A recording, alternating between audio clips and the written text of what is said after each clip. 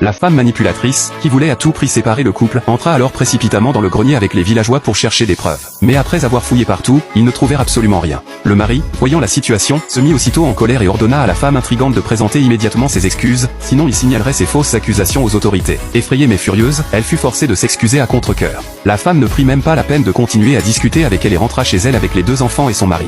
Mais en entrant dans la maison, elle resta complètement stupéfaite, il n'y avait presque rien, seulement 4 murs en terre nue. Pas même un meuble digne de ce nom. Il s'avéra que l'ancienne propriétaire du corps était paresseuse et accro aux jeux manipulés par la femme intrigante, elle avait perdu toutes les économies et toutes les réserves de nourriture de la famille. Même le vélo et les meubles avaient disparu. Malgré cette vie chaotique, le mari ne l'avait jamais abandonné. Quant aux 2 enfants, âgés de moins de 5 ans, ils avaient été forcés de mûrir bien trop tôt. Quand ils avaient faim, ils mangeaient des patates froides et savaient déjà allumer le feu pour cuisiner seuls.